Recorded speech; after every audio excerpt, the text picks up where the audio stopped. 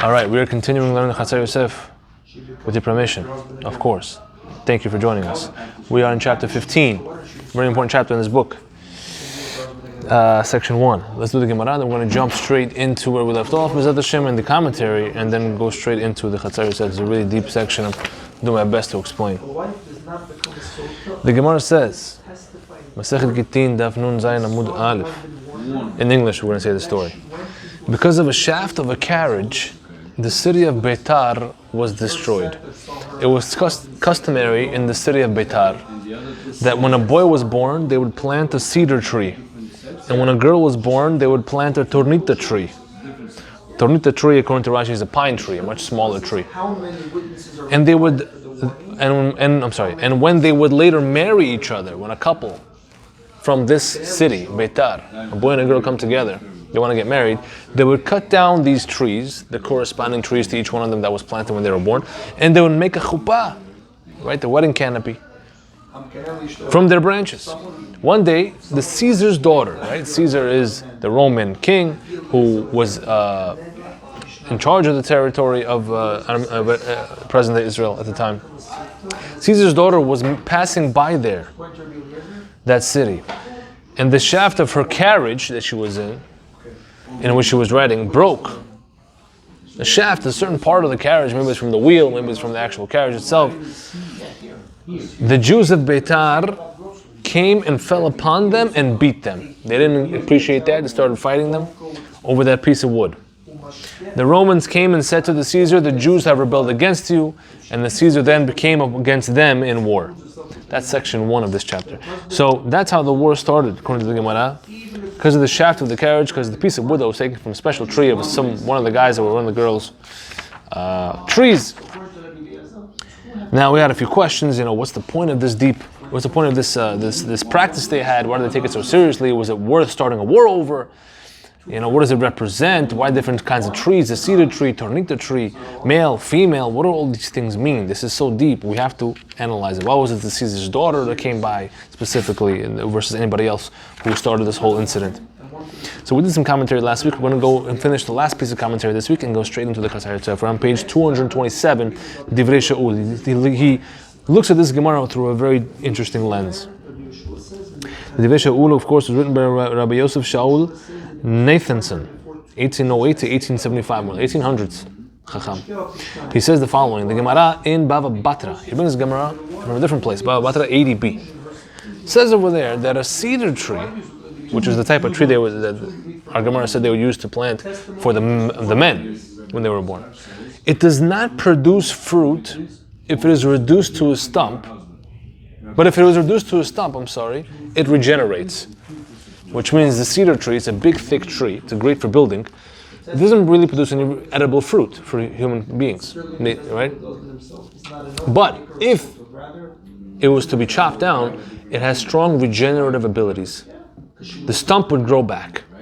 That's what the Gemara says over there.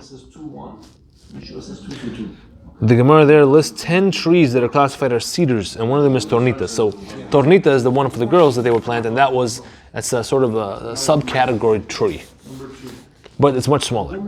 Thinner, I should say. Let's see. Further says the Divrei Shaul, there are other subtypes of cedars, such as the tornita tree, like we just said, which do not produce fruit, but which do produce fruits, but the stumps do not regenerate. So they have opposite characteristics here. The cedar tree for the males does not produce fruit, but it regenerates when it's cut down. The tornita tree for the females does produce a fruit, but when it's chopped down, it does not regenerate. It is to this general category of trees, the cedar trees, to which the righteous person is compared. As it says, a righteous man will flourish like a date tree. Like a cedar in the Lebanon, he will grow. What is this? This is English, but if you pray in any shul on Friday night, or even on Shabbat, this is the Mizmor Shir Yom HaShabbat, Psalms 92, Tehillim 92, which, by the way, no, I don't get to that. So what's the actual verse in Hebrew? Just to jog your memory. Shetulim, no, not that one. I'm sorry. It's a different verse. Tzaddik katamar ifrach ke'erez b'levanon izkeh. That's the pasuk, which means again, a righteous person is compared to a cedar tree, growing and flourishing like a cedar tree. The depth of this teaching is that a human being is a merger of two aspects: the outer physical material and the tzura, what he calls the tzura, which is the inner form, whatever that means. Okay, look at note number 21. I point you to another place to explain what tzura means. Let's go with it for a second. See if I can find chapter 6, section 2, note 26. Chapter 6, section 2, note 26. Here. A tzura, page 48. It literally means a shape or a form. It is difficult to translate this word really in the context of how the Chachamim use it. In our context here, it means the internal form, so to speak, borderlining the spiritual form, of which the eyes and lips and all these facial features are the window into, so to speak. Okay? So there's this outer form and inner form of a person. The inner form does not bear fruit. Rather, it only clings to the service of God. The physical form, which is the outer form, however, does bear fruit. How? Through physical procreation, having children. That's the fruit of a man. The inner form can be likened or compared to the attribute of a regenerating stump. Why? As it says regarding the elders of Torah, as long as they age, their minds get more settled. This is a Gemara, this is a Mishnah in Kinyan 3:6, which means there's a difference between a Talmid Chacham and a regular person in terms of their aging. When a regular person ages, his mind becomes more senile, less acumen, less focus, right? Everything slowly deteriorates. But a Talmid Chacham, the lights just went on. A Talmid Chacham, however, his mind gets sharper and more settled, as the Mishnah puts it, as time goes on. So that's like the metaphoric comparison to a regenerating stump. Even if you were to cut him down, it's still able to regenerate, so to speak. Meaning they gain more intelligence and more insight as they grow older. So I try to explain more what the Divrei Shaul is saying in note number 23. It seems the connection that the Divrei Shaul is making is that as a Torah scholar ages, despite the fact that there appears to be a detriment incurred by the aging process itself, in the sense that the remaining years of his life are cutting down, so to speak, he's looking older and older, there is still a certain regeneration, so to speak, that takes effect, that exists in the form of the intellectual revitalization that replenishes the detriment, right? So the factor of a tree regenerating is that even though you cut it down, it grows back. So compare that to a Talmid Chacham. Even though his physical body is being cut down, so to speak, over time, his intellectual, his inner tzura, his inner form, is always regenerating and revitalizing, because he's always exercising that muscle as well, so to speak, and in terms of using his intellectual powers to learn Torah and teach Torah. In creating the human, Hashem grafted these two aspects together, the physical raw material and their inner form. He grafted them to become one, so that the human can both produce fruit and also regenerate its stump. So that the human can have both of these attributes of these two trees that we're talking about, the cedar tree and the tornita tree. So that the human being can physically grow, multiply, have children, and he can also spiritually regenerate his stump, which means as he ages, still be spiritually and intellectually grow. Thus, the people of Betar planted a cedar tree, which has the ability to regenerate stump, for the birth of a boy. And they planted a tornita tree, which has the ability to bear fruit when they had a girl. And they used these respective trees to make the chuppah, their weddings, so that the couple could fuse together these two aspects, just like God fused together these two aspects in creation of man, right? Which ultimately results in the upkeep of the world. Because this couple that's getting married, they're also going to be creating man, so to speak. They're going to be having children, and they want to have children the same way God did it, and by merging these two important factors together. Okay. Note number 24. In this way, the couple would be able to produce righteous offspring who are compared to cedars, as the Divrei Shaul opened up saying. In another sense, the couple would continue doing what God started, fusing these two attributes together, an important starting point for the subsequent generation, so on and so forth. Okay, beseder. That is the Divrei Shaul, and that's a very important commentary by the Divrei Shaul, because we're going to use that as a baseline to build off of Bezrat Hashem in our Chatzar Yosef. So let's begin that. We have some time, yes? Okay, well, we have some time. We're not going to finish this probably today because there's a lot to talk about here. And again, I can't stress enough how important this section we're about to read is for life in general, because it's everywhere. If you analyze this strong enough, you'll see it everywhere. This is one of the key core depths, important points of the deeper wisdom of Torah. So now, the Divrei Shaul opens up our eyes to a majestic way of viewing our Gemara. Let us build off his words to uncover an even more sublime picture that our Gemara projects. The custom of the people of Betar is particularly intriguing because it centers on the dichotomy of the concepts of male and female. It is time to expand on a topic we have teased in the preceding chapters in our journey throughout the courtyard so far. But up to this point, the seeds have been planted, and now it is time to sprout its flower. Again, I'm fluffing up the importance of what we're about to teach, okay? We are referring, of course, to the three-pronged system of three of the Sefirot.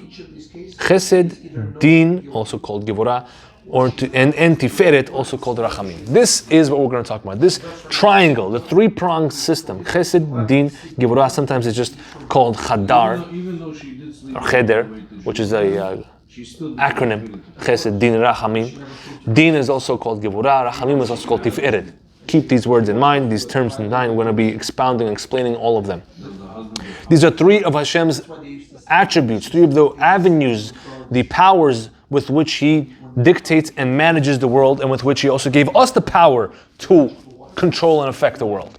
Chesed, Din, Rachamim. We're going to go through them, okay? These are the three central ones. There's 10 overall, right? We spoke about them many times before. It's one of the main ideas of the Kabbalah of the Ari HaKadosh, right? That's how he explains the Zohar. This is one of the most, any Kabbalah class is going to teach you these. But again, we're not just trying to be like any Kabbalah class. We're trying to make it as understandable and practical. And because again, we're not super Kabbalists over here. We understand that we're just plucking at the amazing fruit, the delicious sweetness of Torah things that we can understand. Because again, what we're about to say now, the levels that you can understand is much, much deeper than what we're about to do. We're just doing entry level right now. Entry level, okay. The best essence of these ideas is particularly impossible to relate in just words, like I just said. Right? It's hard to put these in words. But we will nevertheless try, being that words are currently the only tools at our disposal. There's no other way for us to communicate than to use the words, right? We're saying by definition the words are not enough to encase the depths of what we're about to say. But let Hashem help us.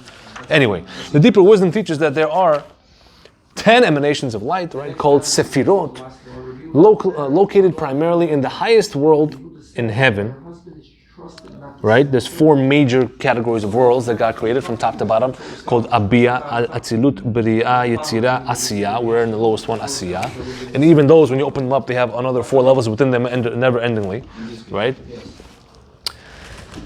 These levels, they propagate down through the lower realms, all the way down to our world where we live, gradually condensing more and more, eventually manifesting reality as we experience it.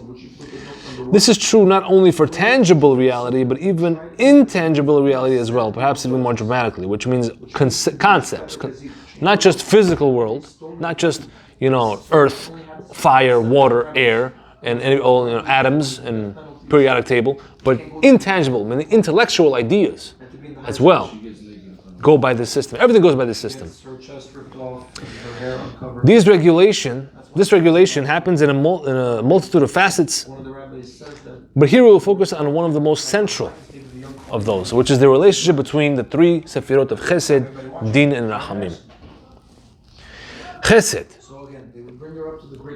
is where we're going to start with. Chesed is the right hand. It is the male attribute. It is defined as unlimited giving and outpouring to another. That's what Chesed is. Looking on number 3, of course, our intention here is to go beyond the realm of grade school definitions where chesed was defined as simply a nice thing to do, or a mitzvah, a nice thing to help somebody else. Yes, it is that. It's not that. But it's much deeper. What is the concept of chesed? Again, in one sentence, it's the right hand, it's the male. It is defined as the unlimited giving and outpouring to another beyond what is deserved. That's what chesed is. Din, however, is the left hand. It is the female attribute. And it is defined as the opposite of chesed, in that it is the restriction of giving, holding back, it's limiting. It's the setting of boundaries, exactly according to what is deserved and no more. That's why din also means a judgment or a law. A law is exactly what it needs to be. I mean, this is the letter of the law, exactly this. If you didn't meet the requirements, you're not getting anything. That's what din is. Maleness is defined by what? What's so special about a male versus a female? What is the idea, the attribute of maleness? Is defined by multi-potentiality, not confined to one outcome. Okay? The seed that males produce is numbered in the billions over their lifetime. Practically impossible to count. The female produces, however, only 1 egg per month. And the number of eggs that she will produce in her lifetime are finite. There's a number. And it can even be counted if her ovaries were to be dissected. Took out a woman's ovaries, or even if a female baby, a fetus, is developing in her mother's child, if you were to take that fetus, dissect it, and see her ovaries, you can count, meaning using microscopes, fancy equipment, obviously, to see the little egg cells. But you can count how many eggs she can potentially produce in her lifetime, and that's it, no more. That's it. Male, however, you can't do that, because whatever you count in the fetus is going to be never-endingly producing throughout his whole lifetime, usually.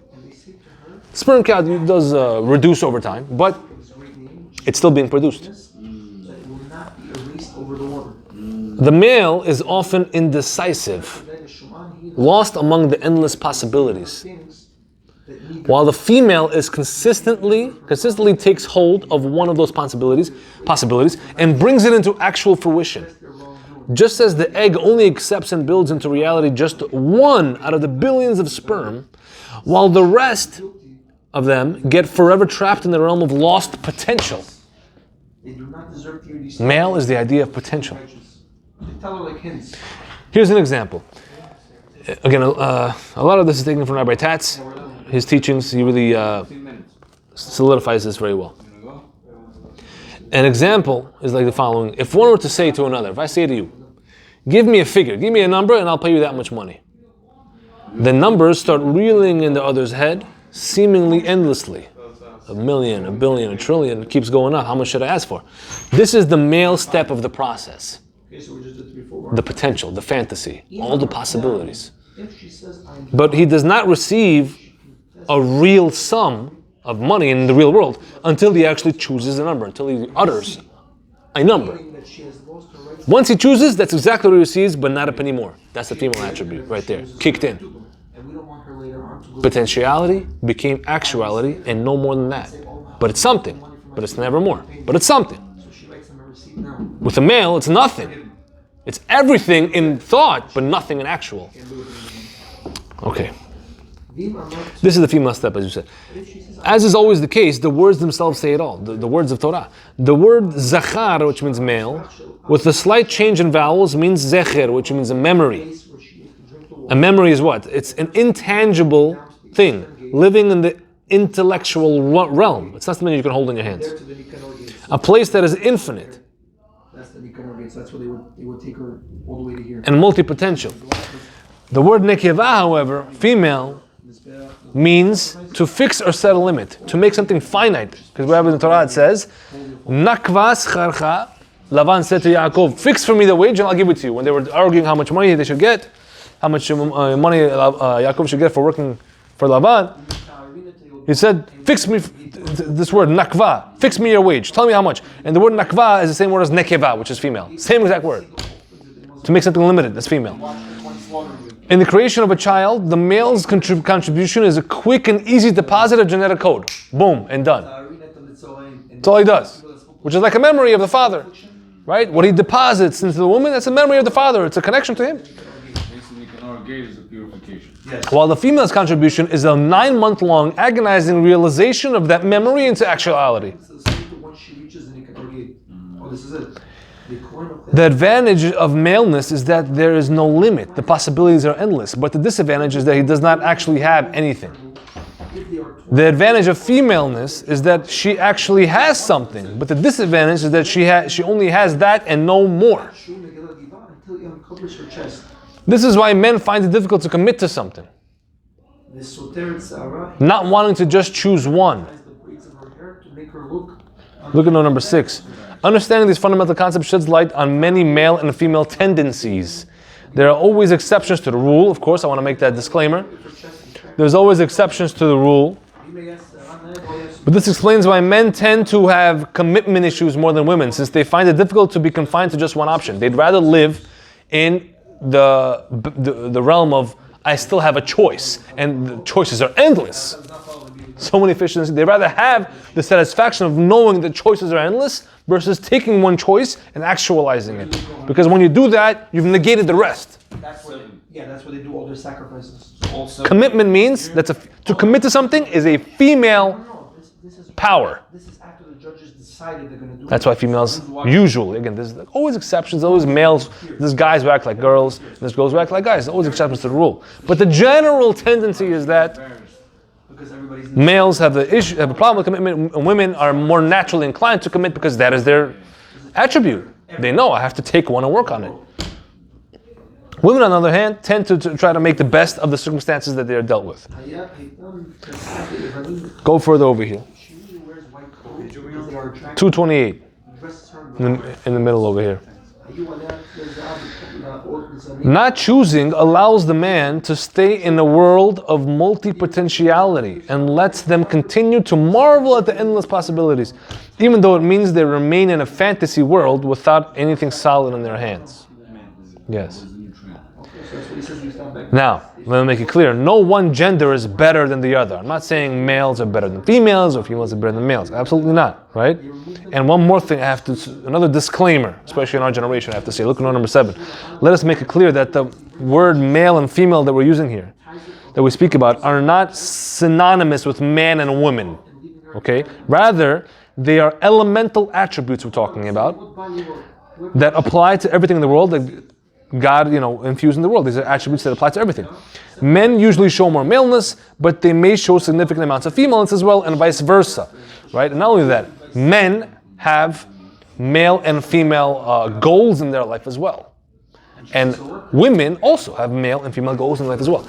And everything in the world is either male or female. That's why in Torah, in Hebrew, every word, every noun, which are things in the world, that describes the things in the world, are either male or female.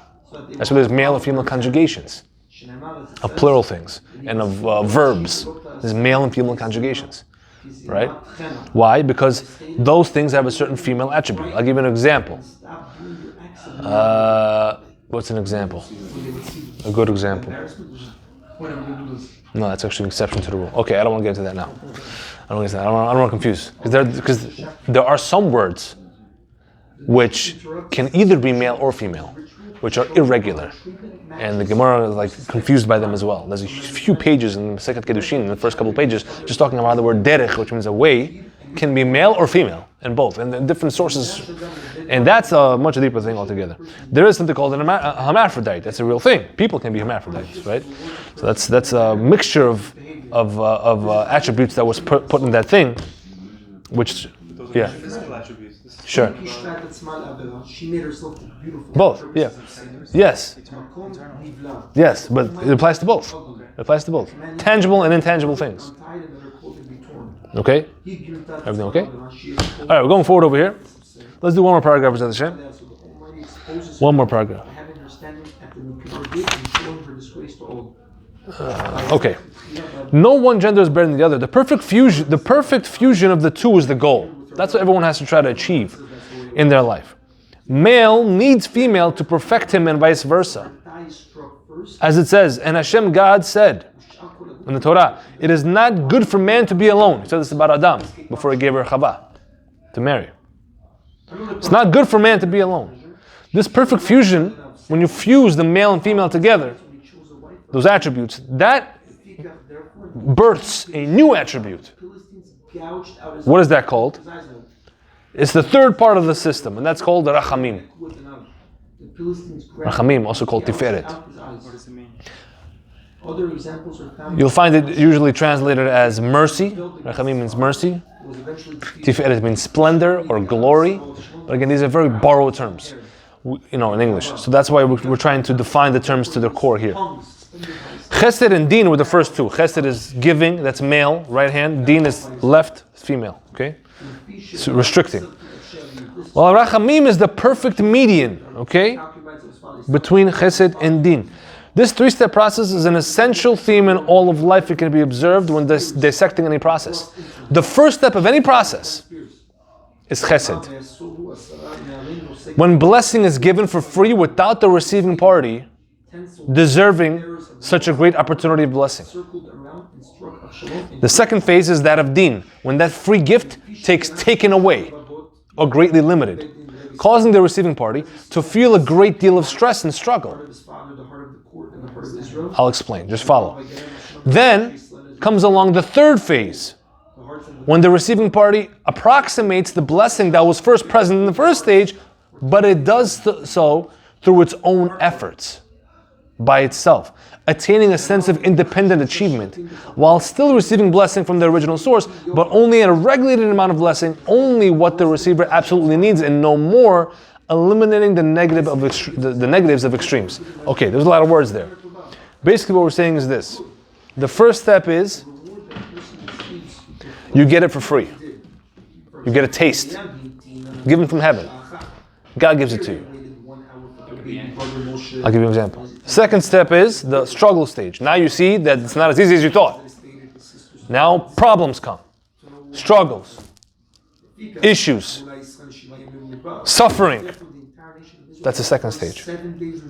Third stage is when you applied yourself enough and you remember how good it was in the first stage. You remember it's not always as bad.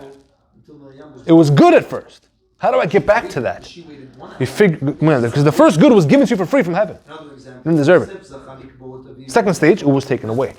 Third stage, now you apply yourself to recover and re-achieve that level, but now you've done it on your own.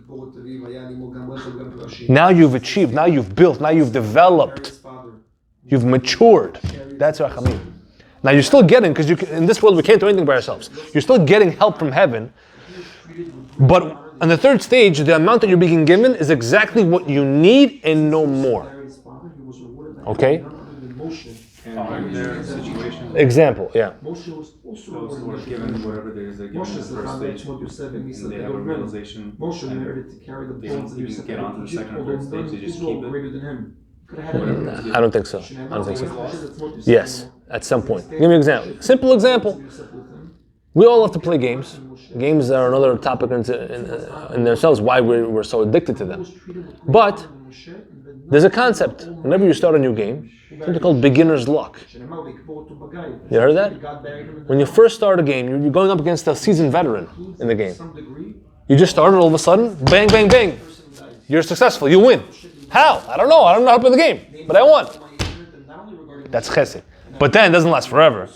You start learning more about the game. You like the game more and more. You play more and more, you start losing streak. Oh, it wasn't as easy as I thought. Law of averages. Then the other guy who's been through it, he starts beating you. But then you get really dedicated. You say, okay, how do I get to his level? A lot of time, energy, effort, that's stage 2. Suffering. Finally you plateau and peak over, and now you've reached the high level of playing again. Now you're good again, but now you've achieved it on your own. That's 1, 2, 3. Chesed, Din, Rachamim. Okay? Another example. Marriage. The first few months, passionate, peachy, amazing. Wow, where have you been all my life? Chesed. God shows you what it could be like. This is what your marriage could be. But then it says, God says, okay, now I'm taking away the free gift. Now, feel what marriage really could be. Now do it on your own, right? So now you struggle, you get arguments, problems, this problem, that problem. A lot of problems come up in marriage, financial problems, who knows?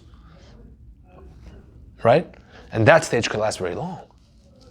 But as long as you have the positive outlook and you keep working on yourself and say, what do I have to do to become a better husband? How do I make my relationship better? What do I have to invest? Time, etc. And then when you become 40, 50 years old, 60 years old, and you made it through that stage, you're already inseparable. You can't imagine your life. Or maybe if you're lucky, you can get that even earlier, right? 30s, if you're really dedicated. You become inseparable, and you become one unit.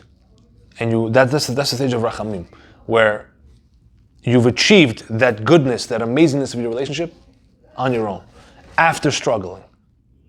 Okay, and this really applies to everything. Mamash. You can't do it without the struggle? Usually not. Because yes. You said, in the first stage it's always taken away. You just get a taste of it. No, the first stage is when it's given to you for free. The second stage is when it's taken away. The second stage is taken away. Yes, that's deen. That's deen. Second stage is deen. Judgment. Restriction. Chesed, din, rachamim. Okay? Let's just finish this paragraph here, and you'll explain more. You'll understand more. At the third stage, the receiver realizes that the second stage in which he experienced the great stress was actually a manifestation of chesed. You understand that? Look at the depth over there. It's such a deep concept. Such a deep concept.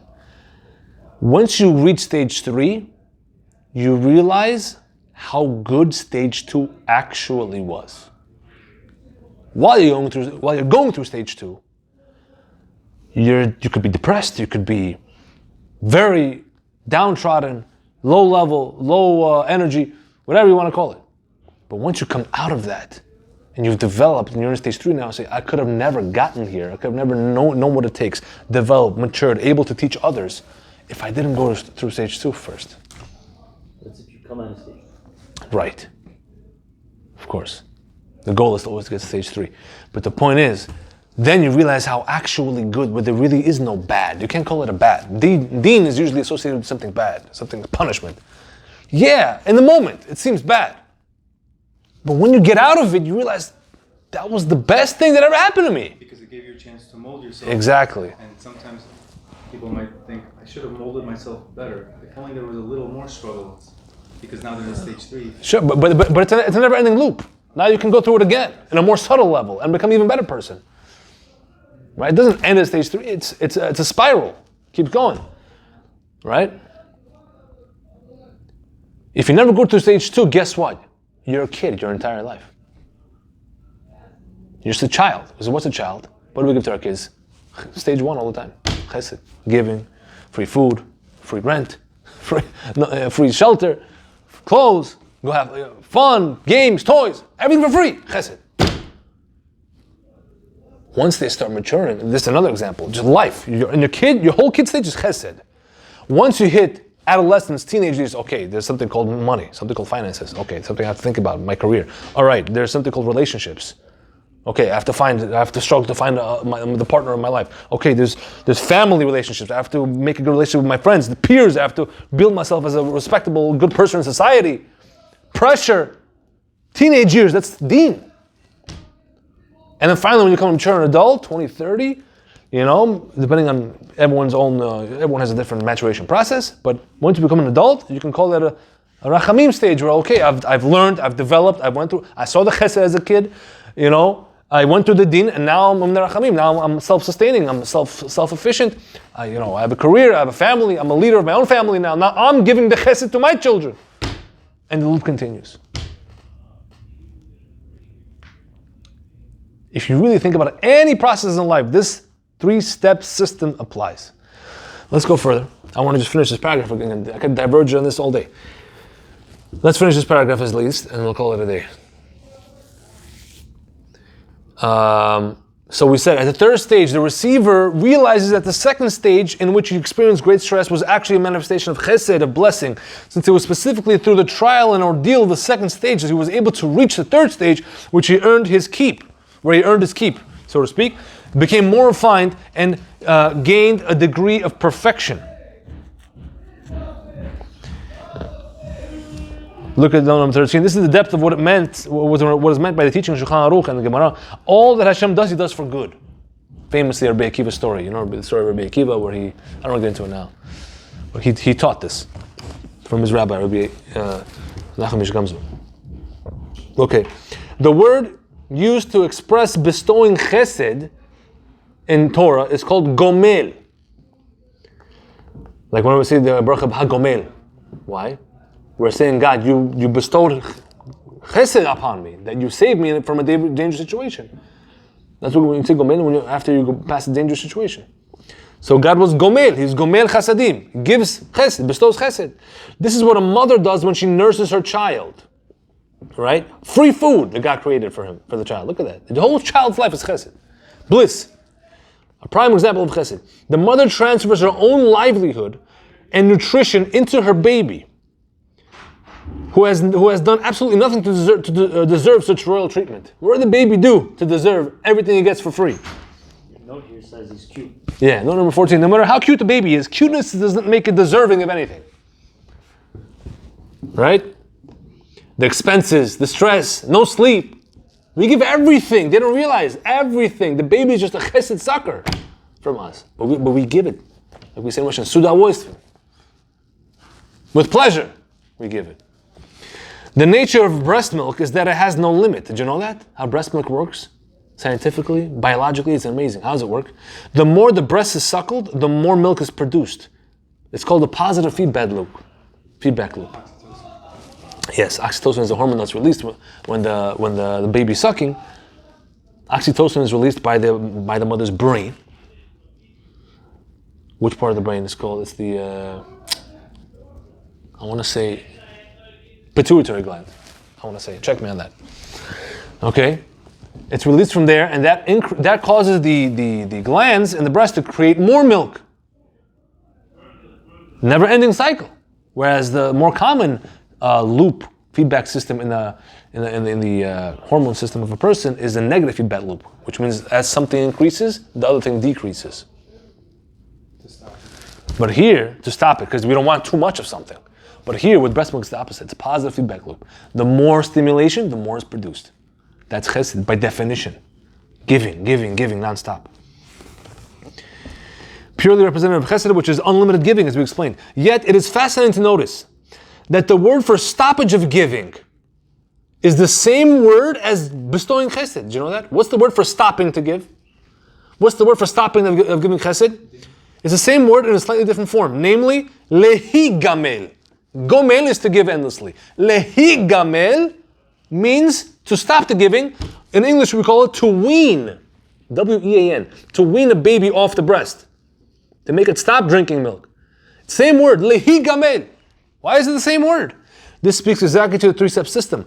The stoppage of the milk, which is actually a form of deen in its isolated model, because it's a limiting of giving, it's stopping. To wean, you're stopping to give milk. So that's a mini deen, right? That's the second phase. And yet, it's actually a chesed in the overall picture. Why? Because it's what causes the maturation and refinement of the child. They can't suck breast milk forever. It is a beautiful paradox. The stopping of giving is actually the perfect giving.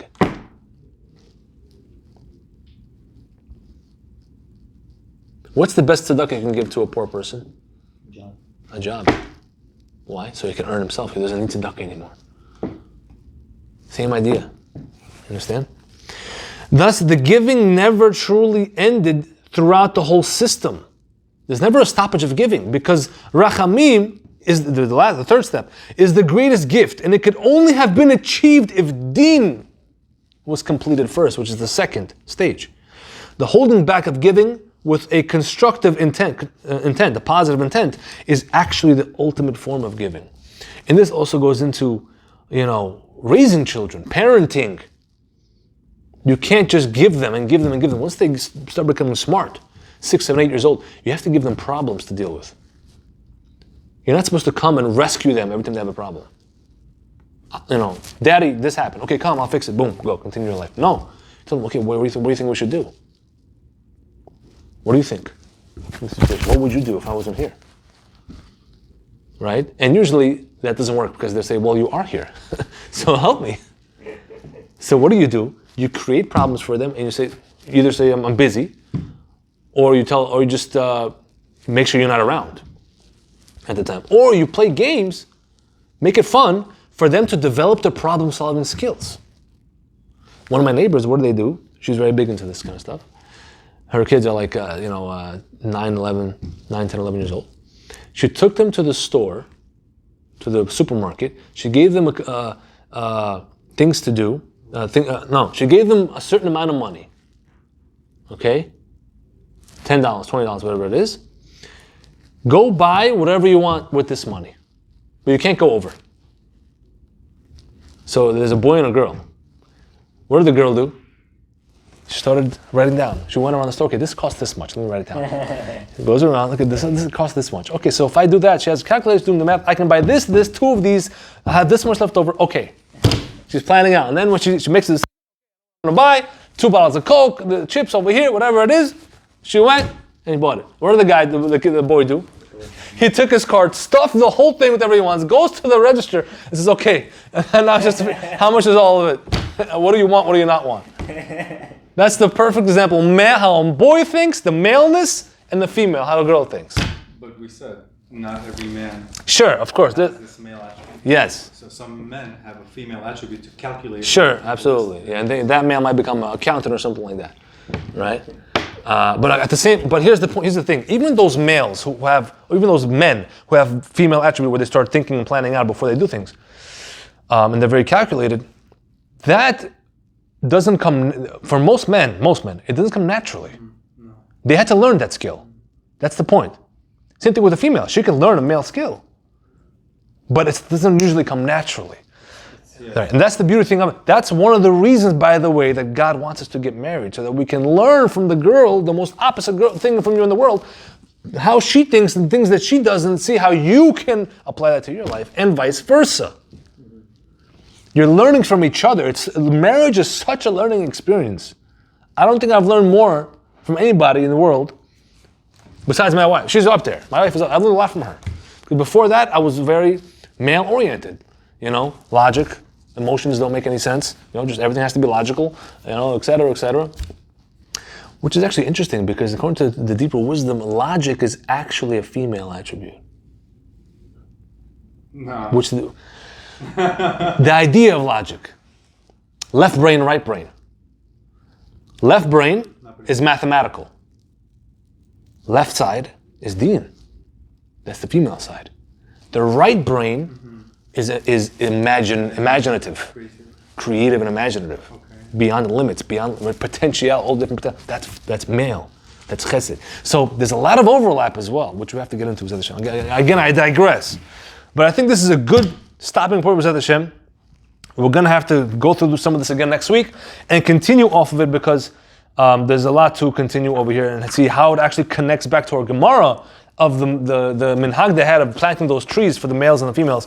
Bezrat Hashem, we'll get there soon. Baruch Adonai Olam. Amen.